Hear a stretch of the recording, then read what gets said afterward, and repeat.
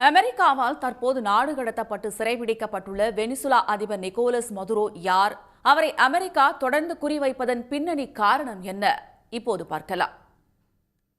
தென் அமெரிக்க நாடுகளில் ஒன்றான வெனிசுலாவின் தலைநகர் காரக்கஸ் சாலைகளில் 1980களில் ஒரு சாதாரண பேருந்து ஓட்டுநராக தனது வாழ்க்கையை தொடங்கியவர்தான் நிக்கோலஸ் மதுரோ.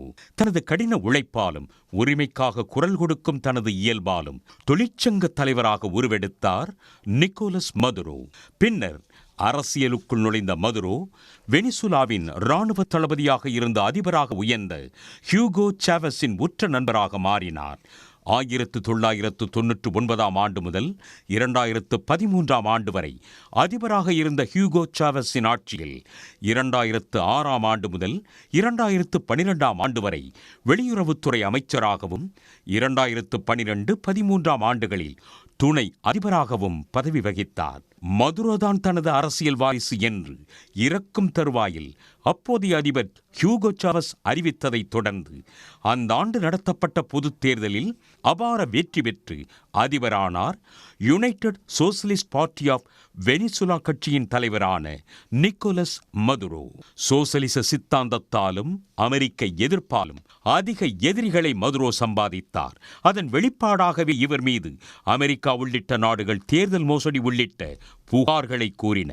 2019 ஆண்டு முதல் 2023 ஆண்டு வரை வெனிசுலாவின் சட்டப்பூர்வ அதிபர் என்று எதிர்க்கட்சி தலைவரான ஜான் கொய்டோவை அந்நாடுகள் பிரகடனம் செய்தன. ஆனால் மிரட்டல்களுக்கு பணியாமல் மக்களின் கல்வி பொருளாதாரத்தை மதுரோ உயர்த்தினார்.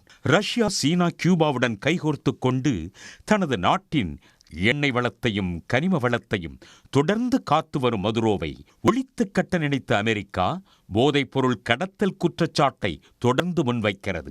மனித உரிமை மீறல் உள்ளிட்ட குற்றச்சாட்டுகளையும் கூறி மதுரோவின் தலைக்கு 135 கோடி ரூபாயை அமெரிக்கா அறிவித்தது. பின்னர் வந்த பைடன் அரசு அதை 225 கோடி ரூபாயாக உயர்த்தியது. ட்ரம்ப் அதனை கடந்த ஆண்டு 450 கோடி ரூபாயாக உயர்த்தி அறிவித்தது குறிப்பிடத்தக்கது. உடனுக்குடன் செய்திகளை தெரிந்து கொள்ள சன் நியூஸ் பெல் ஐகானை கிளிக் பண்ணுங்க.